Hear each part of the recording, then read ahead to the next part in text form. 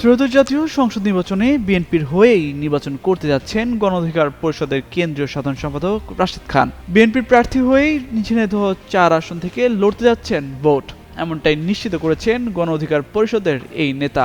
মঙ্গলবার রাত 2:16 মুঠোফোনে রাশেদ খান এ প্রতিবেদককে বিষয়টি নিশ্চিত করেছেন। রাশেদ খান বলেন, মঙ্গলবার রাতে গুলশানে বিএনপির অফিসে আলোচনা হয়েছে। সেখানে বিএনপি স্থায়ী কমিটির সদস্য সালাউদ্দিন আহমেদ, খুলনা বিভাগীয় ভারপ্রাপ্ত সাংগঠনিক সম্পাদক অনিন্দ ইসলাম অমিত, ঝিনাইদহ জেলা বিএনপির সভাপতি এম এম মজিদ উপস্থিত ছিলেন। সেই আলোচনায় তিনি ঝিনাইদহ ৪ আসনে বিএনপির প্রার্থী হচ্ছেন এটি জানানো হয়েছে। তিনি বলেন, বিএনপির ভারপ্রাপ্ত চেয়ারম্যান তারেক রহমান ঝিনাইদহ ৪ নির্বাচনী এলাকায় নির্বাচনের আগে জনসভা করবেন, এই শর্তে তিনি ঝিনাইদহ ৪ আসনের প্রার্থী হতে রাজি হয়েছেন। খুব শিগগিরই এই ঘোষণা দিবে বিএনপি প্রার্থী হলে গণ অধিকার পরিষদে থাকছেন কিনা এমন প্রশ্নের জবাবে রাশেদ খান বলেন, হ্যাঁ, সবই থাকবেন। এদিকে এ খবর জানাজানি হলে ক্ষোভ প্রকাশ করছে বিএনপির নেতাকর্মীরা। তারা এ আসনের বিএনপির কাউকে মনোনয়ন দেওয়ার দাবি জানান।